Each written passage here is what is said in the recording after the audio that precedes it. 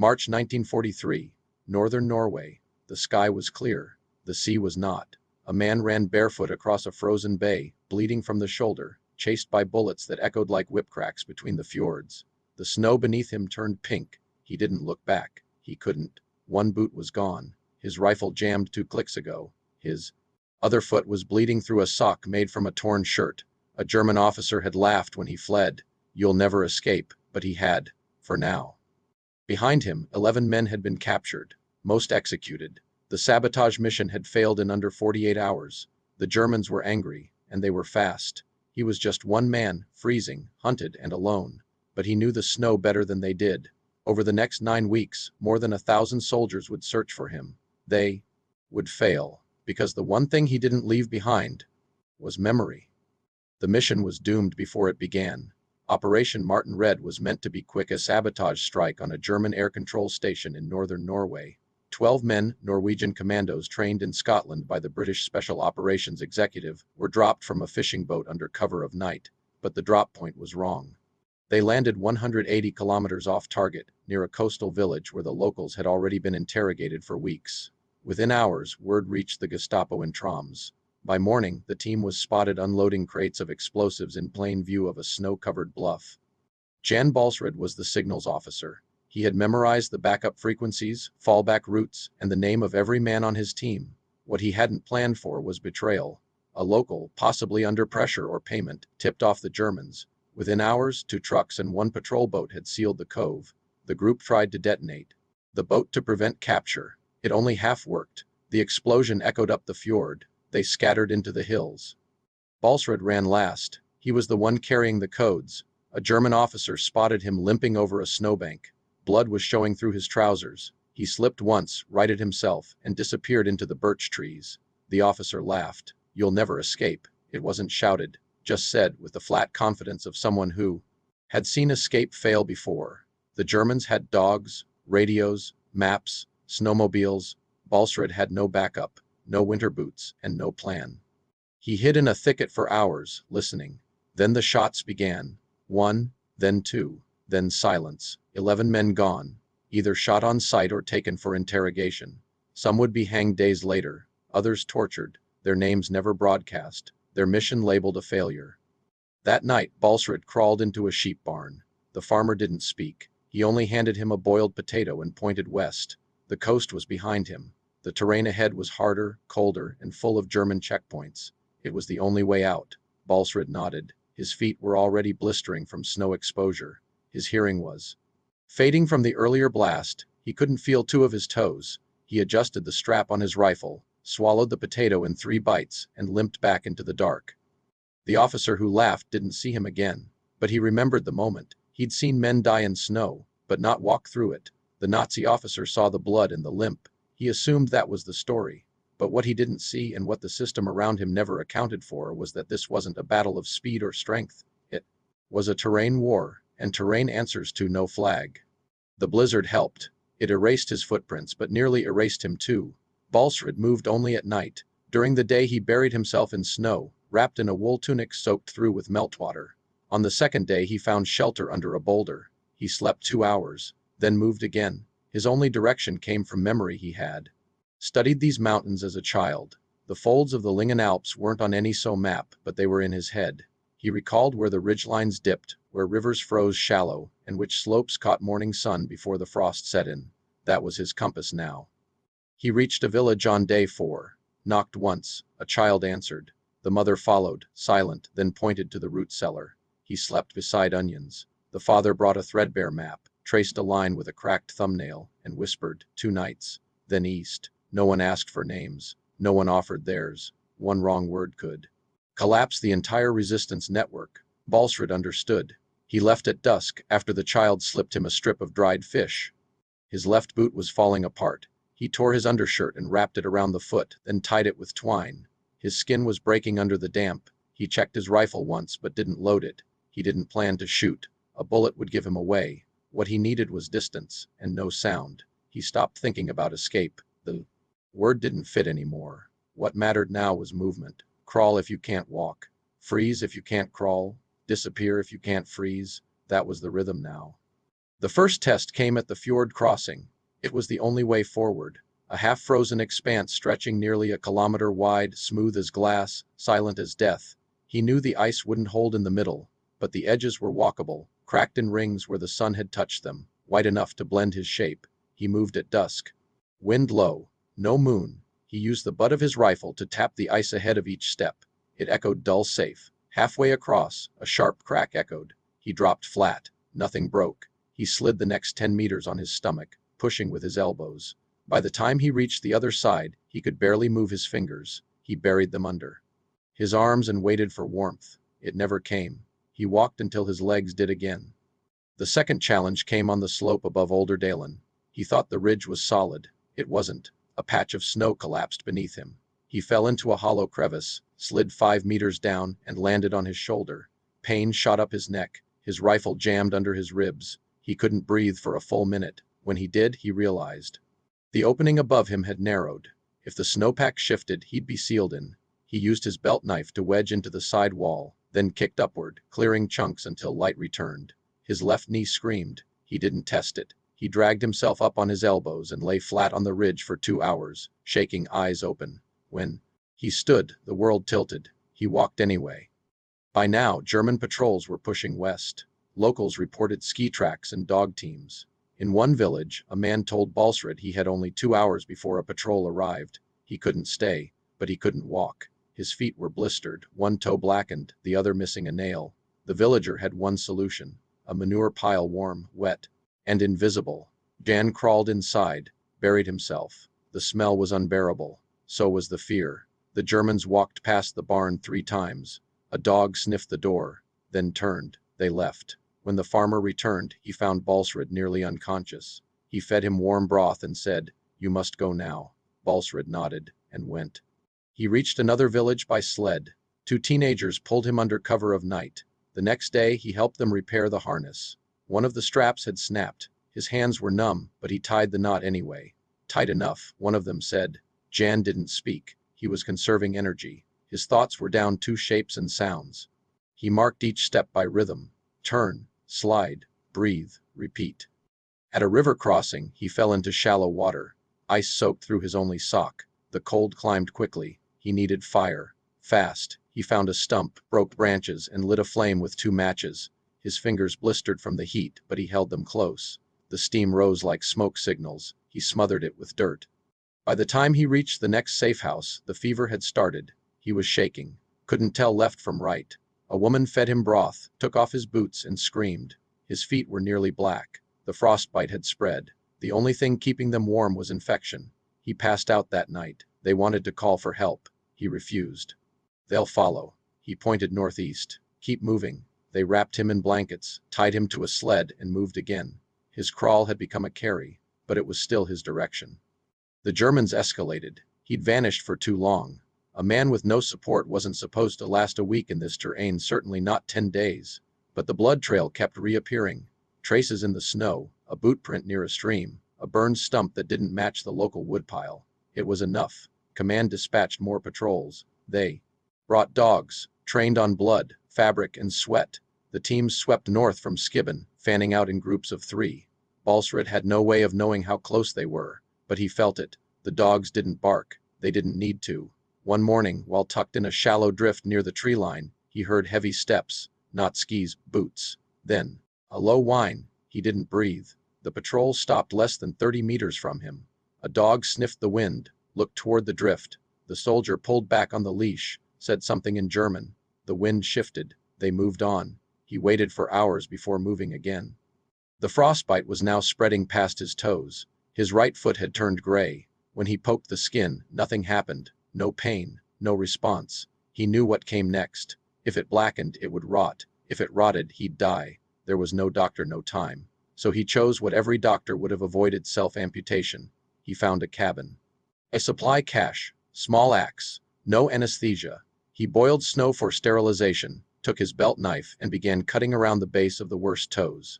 The first slice broke the skin. The second hit cartilage. He bit down on a leather strap. By the 3rd toe, he passed out. When he woke, he finished the rest. 9 toes in total. He buried them in the snow, not for sanitation, for memory. He wrapped his feet in rags, doused them in alcohol, and slept beside the stove for 12 hours. The next day, he walked 5 steps, collapsed, then crawled to the door and waited for night. 2 days later, a storm rolled in from the north. Wind peeled the topsoil off the slopes. Ice sprayed sideways like shards. Baalsrud tucked into a hollow between 2 trees, covered himself with branches, and prayed the snow would cover him. It did, and kept covering. The drift sealed over. He couldn't move, couldn't scream. The snow was pressing on his chest. One arm was pinned. He kept the other free, dug upward slowly. It took an hour to reach air. The surface was white as bone. He lay there, half exposed, until the wind calmed, then crawled toward the ridge. By now he couldn't see well. Snow blindness had set in. His vision blurred. The white on white burned his retinas. He moved by feel, touching trees, counting steps, tracking wind. He had stopped eating 3 days earlier. The fish was gone. The broth was memory. He chewed on ice to keep focus. Every hour he slapped his own legs too. Keep circulation. Sometimes he screamed just to remind himself his throat still worked. The dogs came back. This time they were closer. One sniffed a blood-smeared sock hanging in a tree. It barked. A soldier raised his rifle. Baalsrud was 200 meters away, buried under branches. He didn't move. He didn't think. He stopped existing. The patrol circled the area but found nothing. They left by nightfall. The sock was bait left by the last family who helped him. A decoy at full risk. The man who helped place it was arrested a week later. His wife denied everything. She wasn't lying. She never learned his name. Baalsrud reached a ravine the next day. He fell in. No strength left to walk the slope. He used a broken ski as a splint and dragged himself along the ice shelf. 2 fishermen spotted him from above. Didn't wave. Just left food near a marked tree. He found it, ate it in silence, then left the wrapper where it would be seen. That was the signal. He was still alive. 3 weeks had passed. He was now a shadow in the mountains, a body the Germans kept searching for but could no longer catch. A man who should have frozen, bled out, or quit, and hadn't. He was half blind, crippled, and burning from fever, but he still tracked wind, still marked trees, still moved at night. The war machine chasing him used dogs, rifles, and maps. He used memory, instinct, and pain. One wonders how many systems lose because they assume the human body breaks before the will. They had narrowed it down. The Germans knew he hadn't crossed the southern passes. Patrols confirmed it. They assumed he'd double back toward the coast or slip west toward Troms. They were wrong. Baalsrud wasn't heading toward an exit. He was heading into harsher terrain northeast, deeper into the Lingen Alps, where no patrol would willingly follow.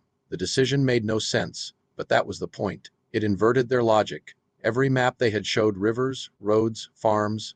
Baalsrud was navigating by absence of people, of paths, of expectations. He collapsed again near the base of a peak locals called Devil's Ridge. A pair of resistance sympathizers found him half buried under ice, fevered and shaking.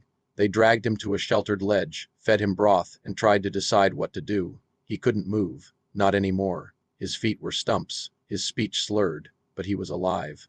That alone made him too valuable to leave. A decision was made. They would not move him again. They would hide him, not in a house, not in a barn, but in a snow cave hand-carved, wind-sealed, and invisible to air patrols. It took 2 days to dig. When it was finished, they lowered his body inside, wrapped in furs, 3 candles, 1 air hole, 1 entrance. That was it. The first night nearly killed him.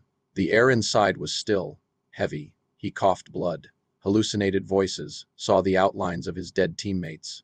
One of them pointed west. He shook his head. Not yet, he whispered. He was found at dawn, barely breathing. The locals adjusted the vent hole, added another layer of seal. He stabilized. Then came the sound. Snow crunching, voices, German. 2 patrolmen with a dog passed 12 meters from the cave. The dog paused, sniffed, then kept walking. Baalsrud bit his lip until it bled. He didn't sleep that night. The next day, he scratched a mark into the wall, 1 line, then another, then a curve. It wasn't art, it was counting. He remained inside that cave for 27 days. Rations were smuggled in by sled under cover of darkness. Broth, bread, boiled water. Twice the sled tipped and food was lost. Once the entrance partially collapsed, he dug with a spoon. On day 15 he tried to stand. His leg buckled. He fell. Didn't try again for a week. The locals whispered that he'd die, but they kept feeding him. One brought a radio and placed it near the vent. It played for 10 minutes. Music from the BBC. When it ended, Baalsrud whispered the words he remembered. The war is still on. That meant his escape still mattered. He began drawing in the snow with a stick lines that matched the ridgelines above the cave. He was tracing the route forward, not out of hope, but out of habit. If someone found his body, they'd find a path too, and if he survived, he'd need it. He couldn't walk, but the war wouldn't wait. After 27 days in the snow cave, Baalsrud had become a name whispered along the coast. Some thought he was dead, others feared he was alive. The Germans expanded their search north. That gave the locals one opening. A fisherman, middle-aged, weathered, silent. He agreed to help under one condition: if caught, no one would speak his name. The plan was simple: a rendezvous near the border with neutral Sweden, a fjord crossing by fishing boat, but it required movement, and Baalsrud couldn't move. So they carried him, first by sled, then on foot. 3 men, one wrapped bundle, traveling by night, hiding by day. Each checkpoint they avoided was another gamble. By the time they reached the shore, the fisherman was exhausted. Baalsrud was barely conscious. They hid him inside a cod barrel, packed with straw, covered with nets. The boat left at midnight. The sea was flat, but the cold was not. Inside the barrel, air was thin. Baalsrud slipped in and out of sleep. His lungs burned. His heart slowed. The fisherman opened the lid every hour to check. Once he found Baalsrud shaking so hard he thought he'd died, but then the whisper came, "Close it." The Swedish border wasn't far, but the pickup window had changed. Signals misread. The boat circled the inlet for 2 hours, waiting for the agreed flash. It never came. The fishermen turned back, hid the barrel near a coastal rock face. Baalsrud was now too weak to speak. His skin had turned gray, his breath shallow. The fishermen left him wrapped in blankets, placed food nearby, and went to find help. 2 days passed. When they returned, Baalsrud was still alive, barely. They moved him by sledge into Swedish territory. A medical team met them at the edge of the tree line. The doctor looked at him, then looked away. His body weight was under 40 kilograms. His pulse was faint. His feet were black to the ankle. His nose frostbitten. His vision almost gone. But when they asked him to identify himself, he did something no one expected. He asked for a pencil, then drew a line, a curve, a path, not perfectly straight, not clean, but precise enough to trace his full route where he had fallen, where he had buried his toes, where the Germans had passed him by. The nurses watched in silence. One asked, "How do you remember this?" He answered, "I had nothing else." They gave him morphine. Then they gave him paper. He kept drawing until he slept. The British would later compare his sketches to Luftwaffe maps. The alignment was near perfect. His memory had not just saved him. It had built a record no patrol could destroy. That night, for the first time in 9 weeks, Jan Baalsrud slept under a roof, with guards who didn't want to kill him, wrapped in a blanket that didn't smell of blood, in a country not at war. He had escaped, but more incredibly, he had remembered. He returned to England in late 1943, transported by the Swedish Red Cross under false papers. His body was broken, his feet were gone, his eyesight still blurred. But when he stepped into the so debrief room, he walked without crutches. The officers didn't ask questions immediately. They handed him a cup of tea. He held it steady, then opened a folder, his maps, redrawn with military ink. They wanted confirmation. He pointed to one ridge and said, "Too steep," then to another. "They never checked here." A young lieutenant asked about the mission's failure. Baalsrud answered with one word, "Timing," then silence. His teammates were dead. 11 men, all executed or buried in unknown graves. The Gestapo officer who had laughed when he fled, the one who said, "You'll never escape," was captured the following year in a different operation. He denied remembering Baalsrud, claimed it wasn't him. There was no trial. He was executed for other crimes. Jan never spoke his name. When asked, he replied, "He lost the moment he spoke. I was already gone."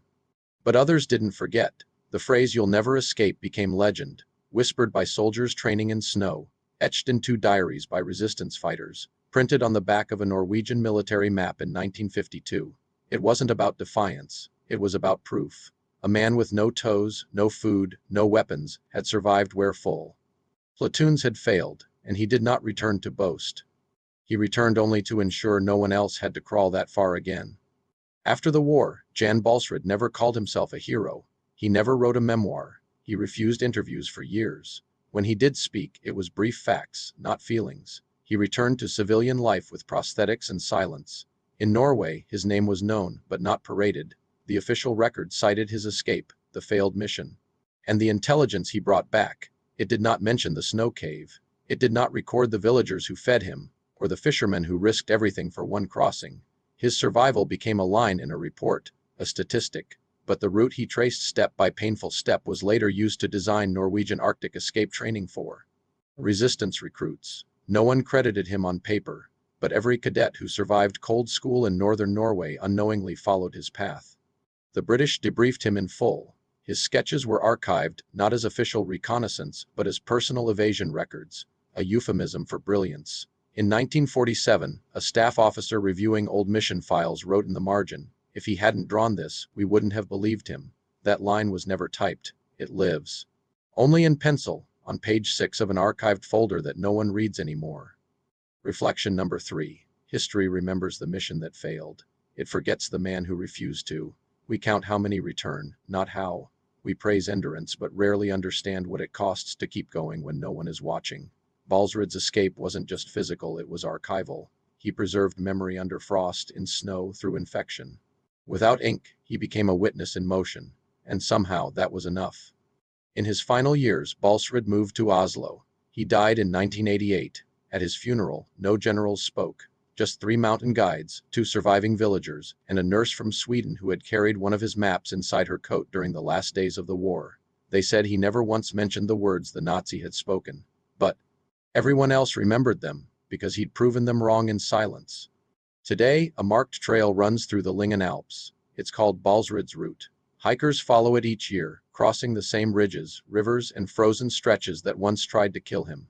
But the real path is longer, colder, quieter. It cannot be marked, because it existed in his memory, not on a map, in the trees he passed, the drifts he slept in, the air hole of a snow cave hidden under silence. There are no medals at the end, just the echo of a laugh and a man who outlived it.